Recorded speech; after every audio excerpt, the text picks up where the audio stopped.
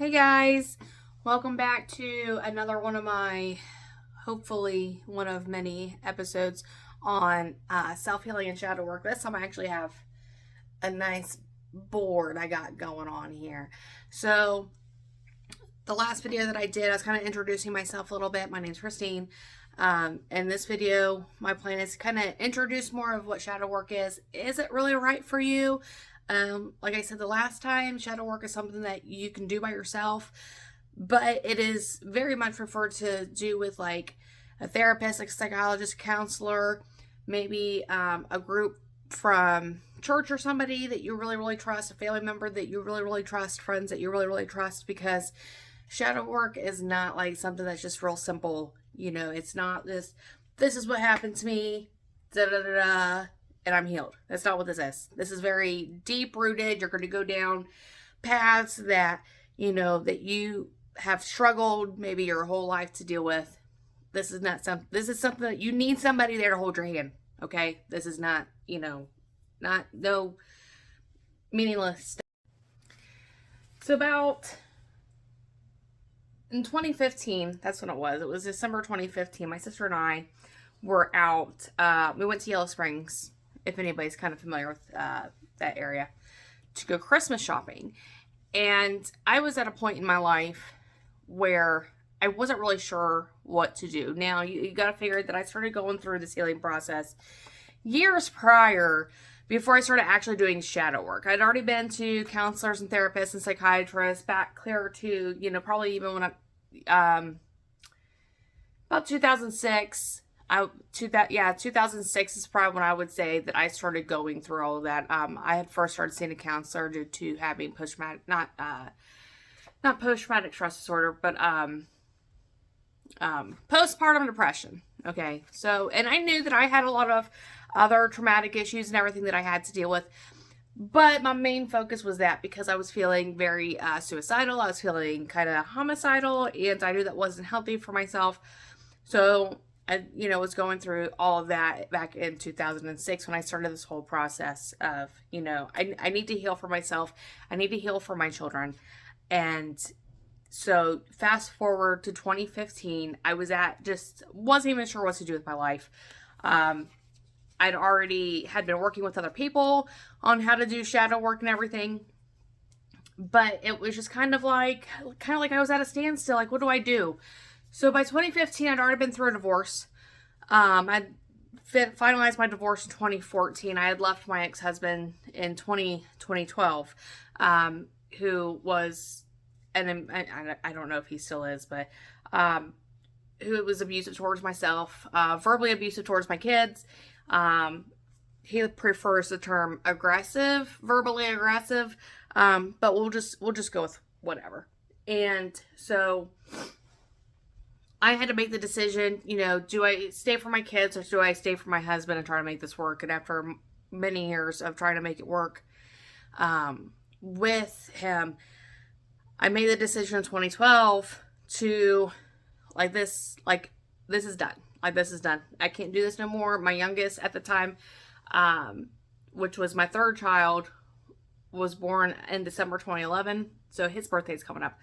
But I prayed every single day for probably more than 6 months of, please God, just give me a door. Just give me a door so that I can get out of here. I was living in Georgia at the time. I'm originally from Ohio, and I couldn't figure out, with me having no job, we were a military family, so I had no job. I was a stay-at-home mom. How was I going to be able to afford to leave? How was I going to be able to convince him that I needed to leave, and everything? So around spring of 2012, something had happened. There was a situation that happened where he had gotten in trouble and had lost his rank, and things were not looking good for us financially. We had also been going through when Obama had cut pay, or put hold on pay to the military. I don't think people realize that the military does, those taxes and everything that go to the military, don't just affect like our defense spending and all that. It also majorly affects families. It really does. So we were, of course, one of those families that we did not receive pay for a month. It was like a month, more than a month, something like that. You're talking about 2012, so that's been a long while ago. And it came down to the point where he just kind of looked at me one day and he's like, you're going to have to move home. I cannot afford to financially take care of you guys. I feel that you're better off if you go back home. And I was just like, I my emotions are always on my face, so I cannot even imagine what my face even looked like. But at that time, I think I just was always trying to stay numb at all times and everything. And I was like, all right, there's the door. That's what I've been waiting for. And that's what I tell people, like, if you really want something to happen, you can manifest it. You can pray and be like, God, please give me that door. Please give me that door. And it will appear when you need it. Okay? It might not be when you want it or how you want it, but it'll be there when you need it. Okay? So, of course, 2012, my oldest son finished kindergarten. I packed up my kids, my dog, and we moved back to Ohio. So between 2012 and 2015, I'd been kind of in and out of relationships. I was trying to work on healing myself, and I had done quite a bit of healing work, to be honest, but there was still parts that I was still struggling with, and especially with the repeating patterns of abandonment wounds, and it was showing up in my relationships. There was also very, very imbalance of masculine and feminine energies. I was putting off very masculine energies as I was like working 7 days a week, 12-hour days. Like I was always busy, busy, busy. I was always busy being the provider. I have to make sure that I'm providing for my family. And I was attracting very feminine men who they were just like, please take care of me, or we can also call those people leeches. And so, I was kind of in and out of those kind of relationships. And by 2015, I kind of found myself in a situation where I had relations with a friend and I ended up finding out that I was pregnant. And so here I am, a single mother of 4 kids. My youngest son was born in July of 2015. Here it is, December of 2015. And I'm like, what am I doing? What am I doing? I have no idea what I'm doing.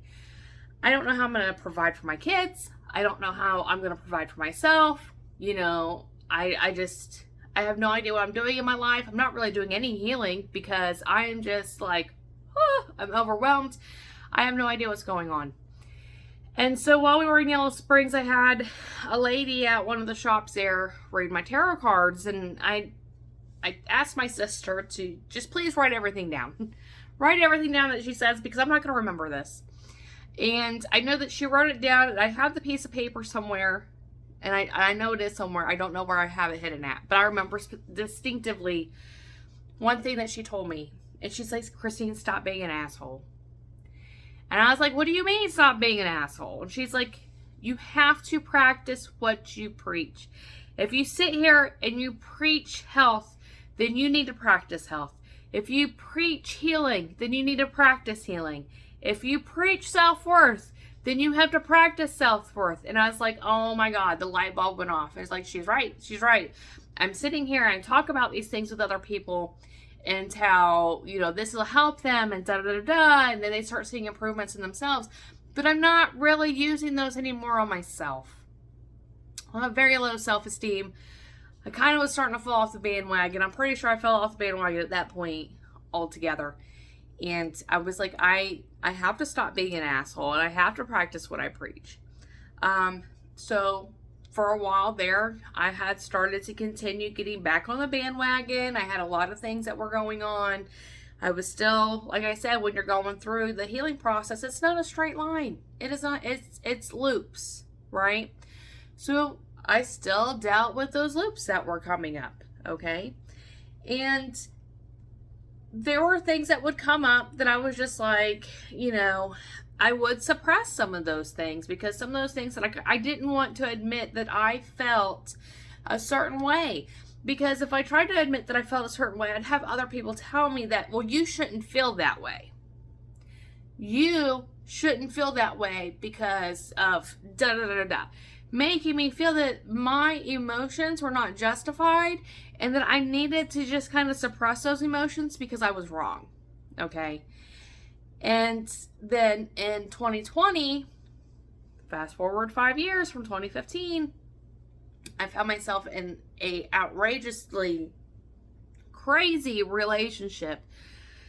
Because by this point, like, I was feeling pressured by my family and my kids about finding someone to kind of step in as this father figure, to help me out around the house and everything. And so I kind of just, here I am. Whether I manifested this person or whatever, this person came into my life and literally flipped everything upside down. And not in a good way, in a very, very bad way. So there was a lot of craziness that was going on. There was drugs, there was drinking, there was all kinds of stuff. I wasn't doing the drugs and drinking. I am not a big, I had wine at Thanksgiving, but other than that, I don't really drink at all. And I definitely don't do drugs. So it was just a lot of craziness. My family was scared for me. My friends were scared for me. Hell, I was scared for me. I was scared for my kids. So eventually I ended up, he had a warrant and I called in the warrant, or I turned him in. Because I was just like, you know what? I can't do this no more. I, once again, was sitting there like, please, God, please, like, I need a door. Whenever you can bring that door forward, I need that door. And then it was just like the right time. Like, he was telling me, I need you to take me to this place. And I was like, you know what? That place that he's asking me to take him to, I know that he has a warrant in that place. And I did. I went through. I took him. I bypassed the place that he wanted me to take him. And I took him pretty much straight to the police station. Okay. And turned him in. So that was the end of that relationship. And it doesn't mean that a year later that I'm not still affected by that, because this happened a year ago. Because there's still things that we're still dealing with. But that relationship caused me to really have to face some serious wounds that I was ignoring and I was pushing down for all those years. Because that was like a really like, okay, so, this shadow work that was pushing these roots up. Like, hey, you need to pay attention to this. You need to be looking at this. You need to be healing this. And I had to just block everybody else out that was busy telling me that I shouldn't feel this way or I shouldn't be thinking this way. And I had to push all those people out who, even though like they'd always been there for me and I considered them family and everything else, and even some of my family, I had to push out and be like, you know what? No, I have to heal and I have to go through this, because if I don't go through this, I'm just going to keep repeating these patterns. And my daughter is going to be learning that this is okay. And I don't want her to learn that these patterns are okay. I want to stop with me. And I need to shut everybody else out who wants to sit here and tell me what they think that I need to know about myself. I need to shut all those people out. And I've cut people out of my life because my healing for myself and for my children was a lot more important than what somebody else was going to tell me. Okay. So that's where I've been at on my own journey. So understand, like, healing does not stop. Just like learning never stops. Healing does not stop. Healing is like an onion where when you just first start, you're pulling off that first layer of an onion. Okay. There's a core, but you're just starting to pull off those layers as you start healing. Okay. So one of the things that has really helped me out with understanding how the mind works, and I know like some of the stuff on the board you can't really read. I'm not very thrilled with my my dry erase markers here. I guess that's what you get when you buy a pack for 5. But when you think about the minds and how it works, it's almost like a house. Okay, so Sigmund Freud and Carl Jung believed that the unconscious mind had an ability to affect everything outside of it. Okay? So the unconscious mind, as Sigmund Freud said, the unconscious mind was our thoughts, feelings, urges, memories, that are outside our conscious mind that can still determine our behavior. So, like our pain, our anger, how we react to things, our sadness, our anxiety. That's what Sigmund Freud said. Okay? So, understand that also shadow work was created by Carl Jung, who was a Swiss psychiatrist. And he kind of founded shadow work and as a way for an individual to be able to look back on themselves. Analytical psychology is what it's considered. And it's of an individual's personality and thoughts that takes into account the person's unconscious and their effects and responses to the collective unconscious. So Carl Jung also believed that what you thought, whether consciously or unconsciously, could send out energy out into the universe, and it could affect other people. So you've heard repeatedly, be careful what you think, because what you think is what you create. Okay? It's the same thing. When you're not dealing with your unconscious feelings, you're creating situations, manifesting situations that you don't want, but that's because that's still all that unhealed trauma that's still sitting in there. Understand that the energy of the universe, I know some people find it very controversial, like a controversial statement, but energy cannot be created nor can it be destroyed.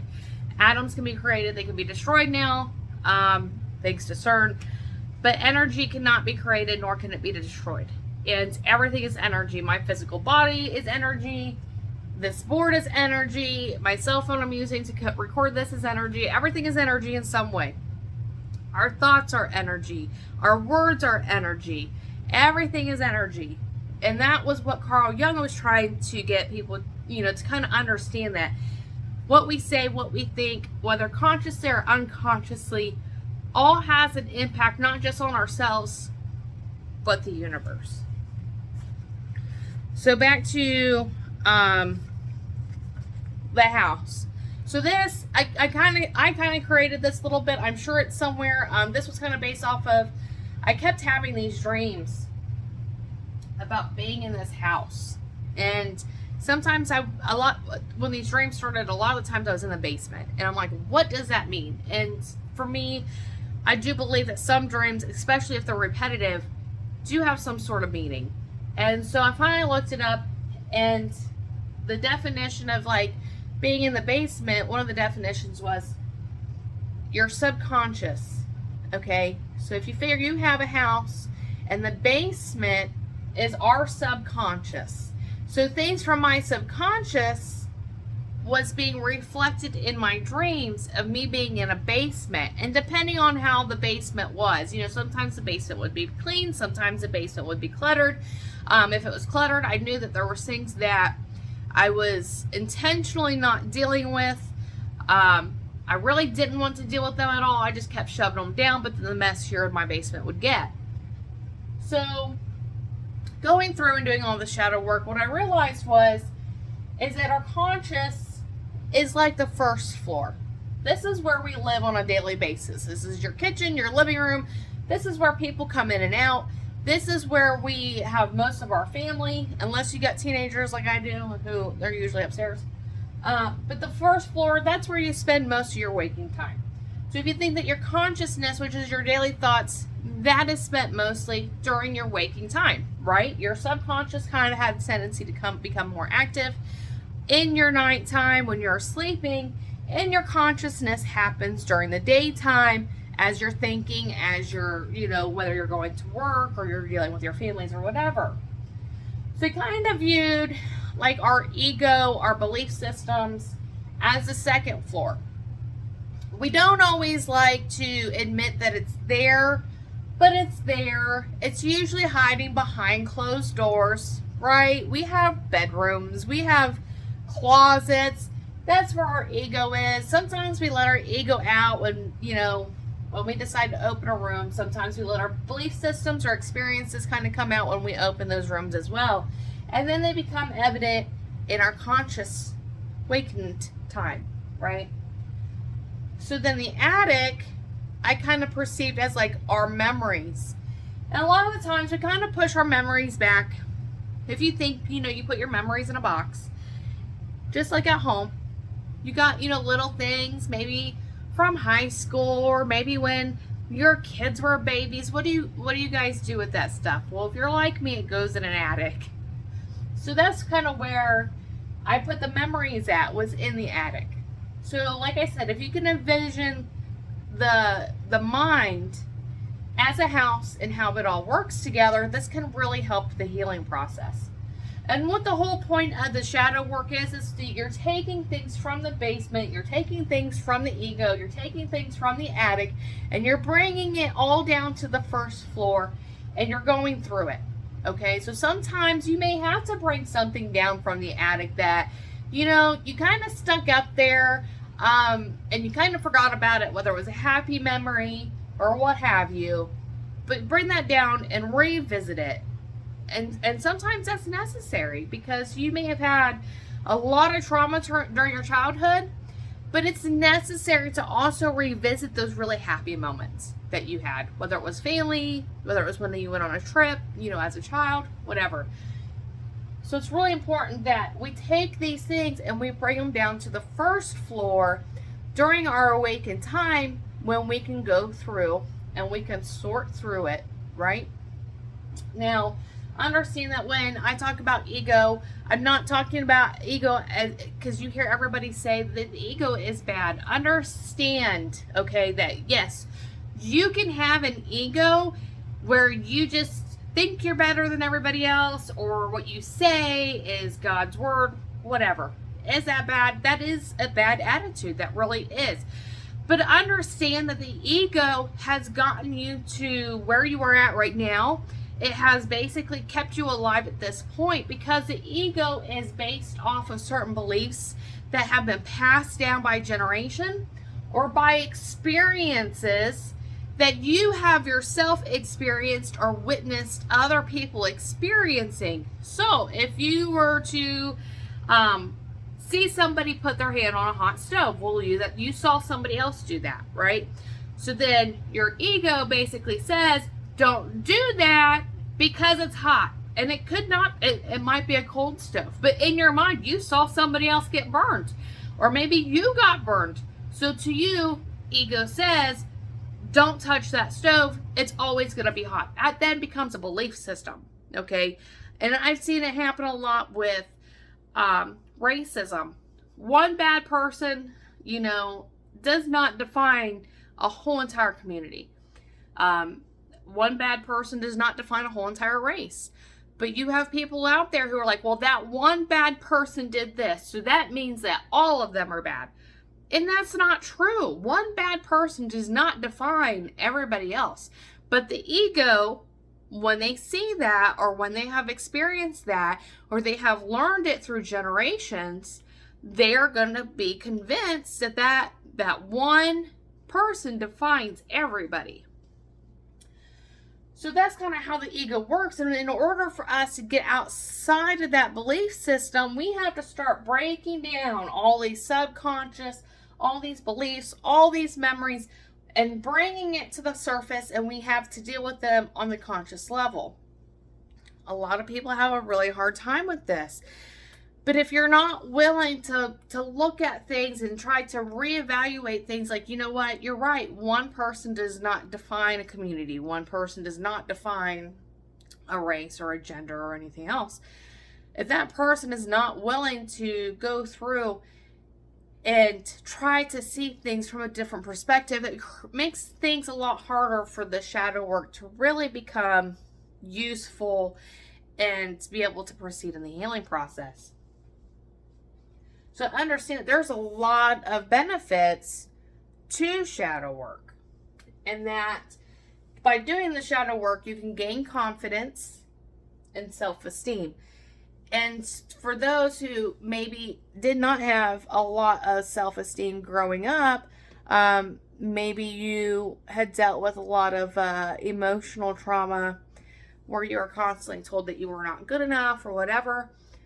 The shadow work can really help you get down to those root causes that's making you feel that way, so then it can build your confidence, it can build your self-esteem. It can improve mental clarity. A lot of trauma can really keep you in this mental haze that you don't really see things for actually what they are. You're just kind of, you're not able to focus on what you need because you're distracted, or you keep shoving things down. You're not able to see things clearly. But by doing the shadow work, it really does improve mental clarity. You have less stress, less anxiety.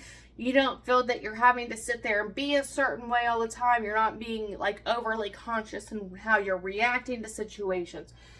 By doing the shadow work, you're really being able to heal parts of yourself, and the clarity and being able to see things better. It's just an overall, just an experience that I can't really explain until it's something that you've actually gone through. Practice self-acceptance. Not everybody is perfect. Everybody has some sort of trauma. And when you're willing to accept the fact that it's not just you, you know, that yes, you went through these things. I'm not saying that anybody has not. But it's easier to accept yourself when you start looking at the trauma for what it is. You know, it may not have been your fault. You know, and I understand that some people who receive trauma, if they're in a car accident and the car accident was their fault. Okay, so then you gotta look at it from a different way. But you have to also accept that the things happened. And sometimes that can be really hard as well. Okay, but if you can accept it, that it did happen, then it makes it a lot easier to practice the self-acceptance instead of being in denial. Improve relationships. It can improve relationships with yourself. You may end up realizing that you cut out relationships because you no longer want to keep the relationships that you've been holding on to that have actually been toxic for you. But it can improve relationships with your family and friends by creating and setting healthy boundaries. Okay? Because you have to remember that if you're somebody who was constantly the caretaker and you're constantly give, and you're not taking back and giving to yourself, you're pouring from an empty cup. And by learning to improve your relationships and setting healthy boundaries, you're learning how to be able to give, but also how to take. Okay? And then you're learning to recognize what is a healthy relationship and what is not a healthy relationship. Enhance energy and physical health. And that's really important as well, because when you're holding on to that anxiety and that stress, you actually feel more tired, you feel more worn down. There's more diseases involved with people who have high anxiety, who have high stress levels. So when you start going through that purging process, that healing process, you end up finding out that there is so much that's lifted off of your shoulders. You feel better. You sleep better. You realize you have more energy overall. Psychological integration and maturity, and I know that's a really big terminology there, but it's about finding wholeness and balance in yourself and where you fit into the world. So I kind of had a hard time, finding where I fit into the world when I was going through this. When I was in high school, even further back than high school, when I was in middle school, I really wanted to be a counselor. I wanted to be a therapist due to my own childhood trauma that I'd gone through. And I was pretty much told I wasn't smart enough. I wasn't ever going to graduate. There was no point in me going. I was just a waste of time. And I believed that. So when I started my own healing process, I'm like, where do I fit into the world? I gotta be more than just a mom and just an employee. So then I realized, while going through my psychological integration, where I did feel fuller at. I am me, I am Christine, and this is how I fit into the world. I'm no longer viewing things as black and white, but I'm wanting to see things from a whole different, perspective. I want to know from everybody's perspective, not just mine, not from what I just see. So understand though, that with all of this, like I said before, this is not an easy thing to do. Okay, so really weigh out the pros and cons. There's a lot of pros to this. There's a lot of pros to this. There are so many pros to this, like, you really don't even know what the pros are fully until you start getting into this. But understand that going through this can cause depression, it can cause suicidal thoughts, and it can cause overwhelming feelings and emotions, because what you're doing is, as much as you don't want to because you've been suppressing everything, is you're having to relive everything. And sometimes you may have been dealing with some of that over your lifetime, but when you're actually dealing with it, it's like a whole nother level. Because now you're not just dealing with it, you're also reliving what you feel were the emotions at that time. You're reliving it in your mind. It's like a movie. So you already know what's going to happen. You already know what it leads to. You already know what happens after the event happens, where it gets you, the mindset it puts you in. So you're literally reliving everything. And that pulls up all those emotions that you don't really necessarily want to deal with, but you have to deal with it. That's why, like with me, like in my home, you feel your feelings. I don't tell my kids to not feel their feelings. You feel your feelings, but you have to figure out why you feel that way. All right. So understand that there are some downsides to it. I don't really consider these as downsides. If you have the right support system, like I said, through a counselor, therapist, maybe a religious group or friends, family that you can trust, it can make all of this a lot easier. Okay. So what would be really considered as something that would be like for you to decide if this is really something that you want to do? So give me a second, because I actually have this written down. I have everything written down. So shadow work, root causes of things that to work on. So if you've had a money wound, so if you financially as a child or maybe even as an adult, you experienced financial loss. So as you're older, you see yourself like thought of spending money can cause anxiety. Thought of not having enough can cause anxiety. You see that in people who are hoarders. You see that with people who, you never knew that they were millionaires because they always lived poor. Well, they're still stuck in that financial loss mindset. If you have a wounded inner child, and that's people who they grew up with a lot of childhood trauma. We all have an inner child. We actually have multiple inner children. And when we need to sit there and work on that, and that is part of the shadow work that, I will be talking about, is how to heal the inner child even as an adult. Karma, law of attraction, what you send out is what you bring back to you, and that could be positive and negative. Harmful patterns, that can be involved with like your relationships. Like maybe you keep finding yourself in the same style relationship over and over. What are the root causes of that? You want to get out of that kind of relationship. Well, then you got to do the shadow work to find out why you're in that kind of relationship to begin with. You're having issues expressing your feelings or anything like that. The fear of rejection, your fear of being judged because maybe you've been judged some point in, the past. And it's really important that we do the shadow work. Why is it that you're feeling judged? Why is it that you feel this way? That you have to get down to the root cause.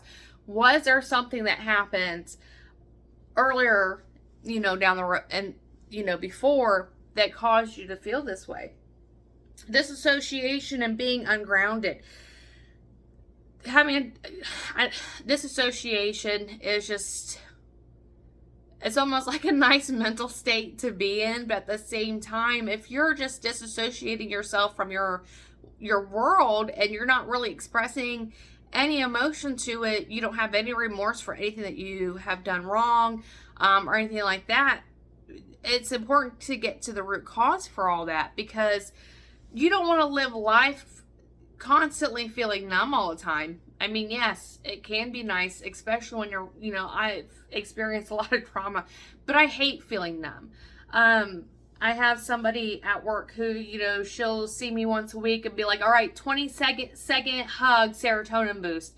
And I will feel nothing at all. And I've had to realize, and I've had to step back. The reason why I don't feel anything is because I'm just so mentally overstimulated. I am mentally stressed out. My serotonin levels have dropped immensely. So I'm not saying, like, even though, like, I'm still going through my own shadow work, this isn't a one-time fix-all. This is something you continuously have to do. You continuously have to practice. All right. So, there are different, and I'll go through and I'll post something online on social media also that you can read that will kind of also break down shadow work. I know I have said that shadow work is the unconscious mind, but the other thing about shadow work is it's everything that we believe about ourselves that we don't want the outside world to know. So I had told you that, growing up, I'd been told that I was worthless. But I didn't want people to see me as being worthless. But I felt that that's what I was. So I shoved that down.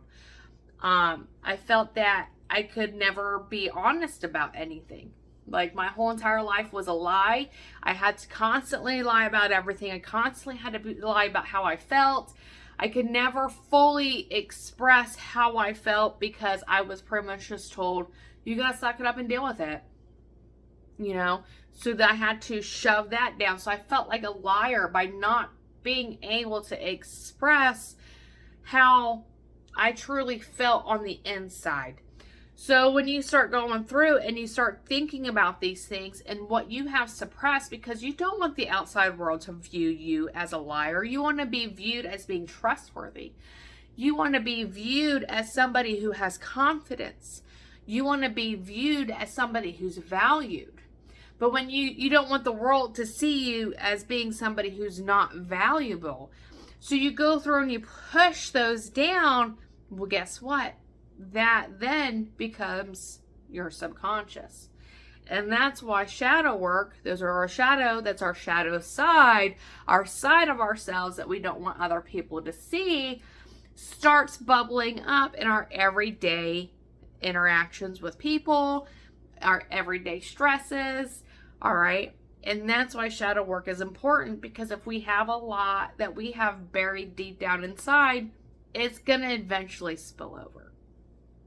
So I'm going to go ahead and I'm going to end this video. I'm hoping that this more of a little bit of an introduction into what shadow work is really gives you some perspective. Hopefully it's something that you consider, and you consider following me for more future videos. I know I said before that I was going to try to have these videos done every Monday. Between kids and work, I'm not going to say every Monday because I cannot dedicate myself to that. But I'm going to at least try to do it a couple times a month minimum. And during that time as well, if you follow Aries Moon, you will also see that I post tarot card readings, and I will also share other stuff. So as I said in the last video, this will all get pulled into me teaching about the chakras and me teaching about Reiki as well. Because all of this, even though it seems like they're complete, they have nothing to do with each other, they all have everything to do with each other. So as Carl Jung had said, what you send out, our thoughts are energy, our Reiki is healing energy, chakras are energy points that we have in our body.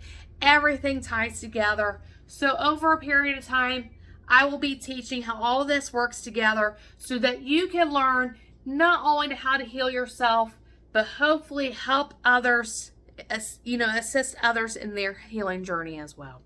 So I love you guys. I hope you have a good Wednesday. I myself have to get ready for my full-time job. So I hope you have a good afternoon and a good evening.